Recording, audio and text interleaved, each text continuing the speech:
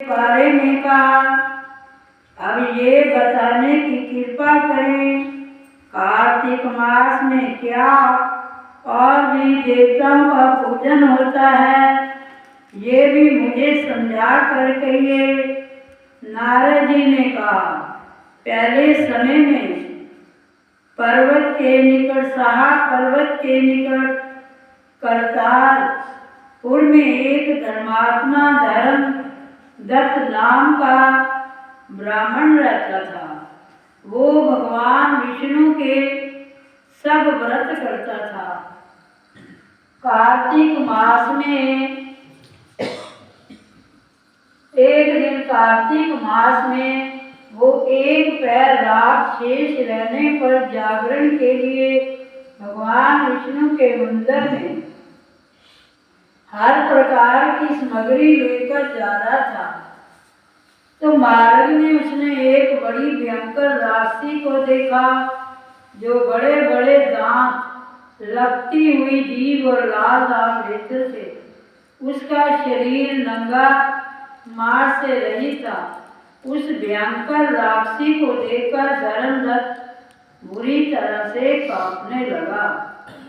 उसे कोई उपाय न देखकर पूजा वाली थाली, जल का लोटा, जल उसके ऊपर फेंक दिया। बोलो विष्णु भगवान की जय।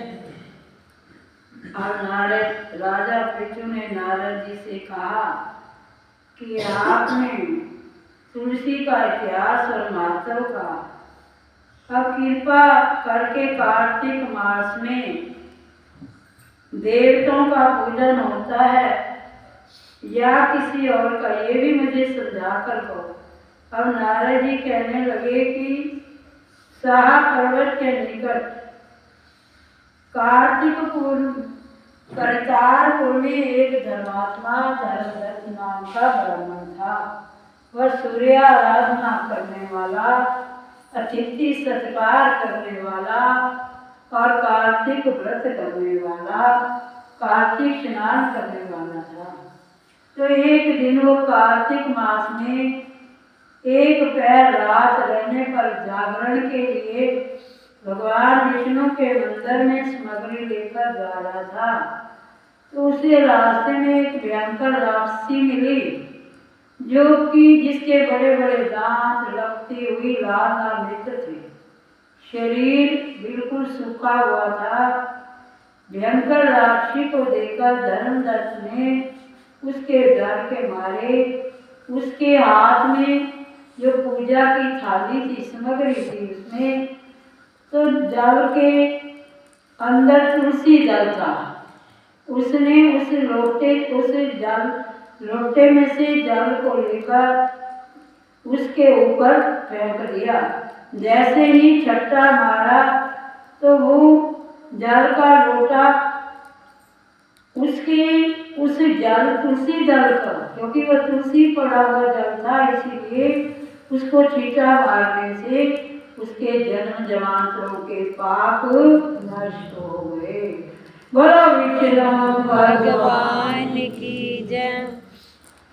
और उसे पूर्व जन्म याद आ गया। वो हाथ जोड़कर धर्मदत्त के चरणों में गिर पड़ी और बोली, हे विप्र, मैं पूर्व जन्म के कर्मों के फल से इस अवस्था को प्राप्त हुई। नारद जी ने कहा, हे राजन, इस प्रकार प्रणाम करते देख अति विस्मित होकर धर्मदत्त ने पूछा, तेरी ये अवस्था किस कर्म के फल से हुई? तू पूर्व जन्म में कहाँ के रहने वाली थी? तेरा कैसा चरित्र था? ये सब मुझे बताओ। और अब उसकी सब पाप नष्ट होने के पश्चात उसको दिव्य शरीर उसका हो गया और सुंदर शरीर को पाकर जो है वो धर्मदत्त को प्रणाम करके कहने लगी, धर्मदत्त के चरणों में गिर पड़ी।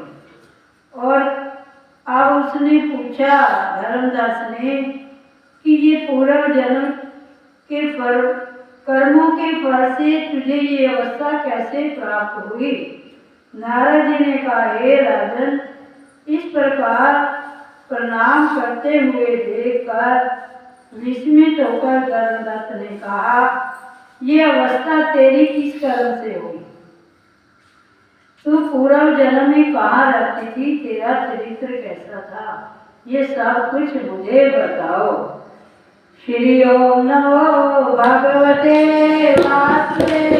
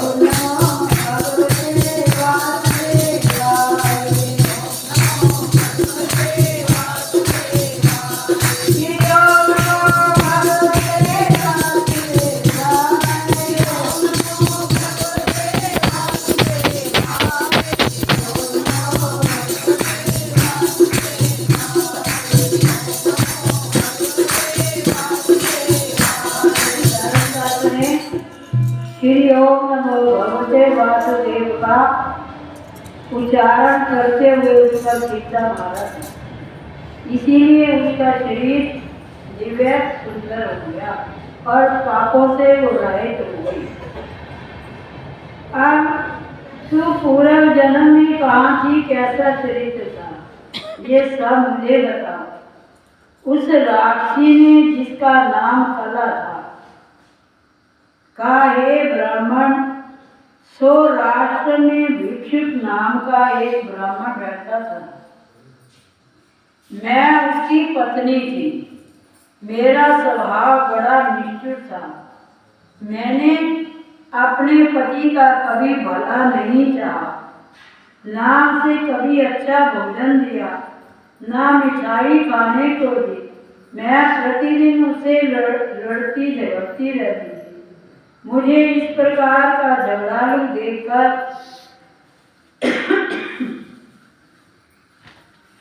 नित्या प्रति कला से तंग आकर मेरे पति ने दूसरा विवाह करने का निश्चय किया। ये सुनकर मेरा पति दूसरा विवाह कर रहा था,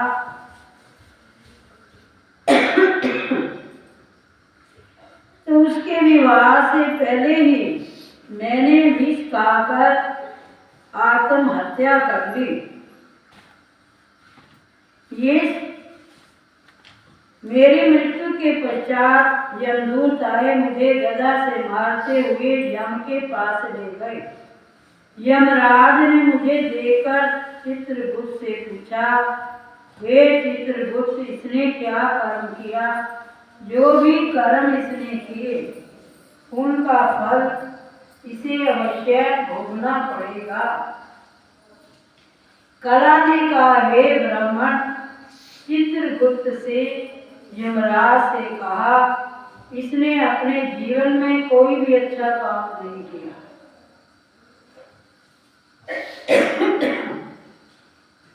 अब ब्राह्मण के पूछने पर उसने पिछले जन्म का वृत्तांत कहा। मैं कला नाम की राक्षसी, जो कि अपने पति को कभी भी स्वादिष्ट भोजन नहीं देती थी और पति से पहले ही भोजन कर लिया करती थी। सदा अपने पति से झगड़ा किया करती थी और कभी भी मैं अपने पति के साथ मीठे वचनों से नहीं बोली। तो मेरे पति ने दूसरे विवाह करने की सोची, तो मैंने पहले ही विष खाकर आत्महत्या कर ली,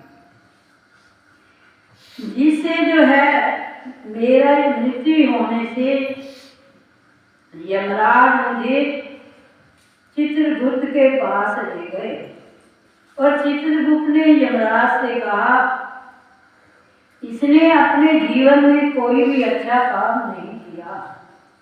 ये अपने पति को सदा खराब भोजन देकर स्वयं भोजन कर लेती थी, इसीलिए अब ये विष्ठा खाने वाली सुकरी होगी। इसे सब सूरी का जन्म दिया गया। ये अकेले ही पाप के बर्तन में भोजन करती थी, इसीलिए ये अपने बच्चों को खाने वाली बिल्ली होगी। इसने अपने पति पर क्रोध करके आत्मघात किया था, इसीलिए ये प्रेत योनि में जाएगी। अब आप इसको अपने दूतों द्वारा मरुस्थान में भेज दीजिए। वहां पर बहुत दिनों तक प्रेत योनि में रहकर फिर ये पापी अपनी 3 योनियों को भोगे। हे ब्राह्मण, मैं 500 वर्ष से प्रेत योनि में हूँ। भूख प्यास के कारण नित्य दुखी रहती थी। एक दिन भूख से तंग आकर मैं एक वैश्य के शरीर में प्रविष्ट हो गई। उसके शरीर द्वारा मैं कृष्णा और वेणी के संगम पर इस देश में आ पहुंची। एक दिन भगवान शंकर व विष्णु जी ने मुझे बलात् उसके शरीर से बाहर निकाल दिया। फिर मुझे आप दिखाई दिए। आपके लोटे से जो तुलसी जल का छींटा मेरे ऊपर पड़ा, जिससे मेरे सब पाप नष्ट हो गए। बोलो विष्णु भगवान की। हे द्विजतम, अब आप मुझे ये बताइए कि आगे होने वाली 3 योनियां इस प्रेत योनि से किस तरह मेरी मुक्ति होगी। धर्मदत्त कला की बात सुनकर उसके पिछले कर्मों और वर्तमान अवस्था को देखकर बड़ा दुखी हुआ। उसका दुख देखकर उसका चित्त पिघल गया। फिर उसने दुखी भाव से कहा, बोलो विष्णु भगवान की जय। अर्थ 21वां अध्याय समाप्त। बोलो विष्णु भगवान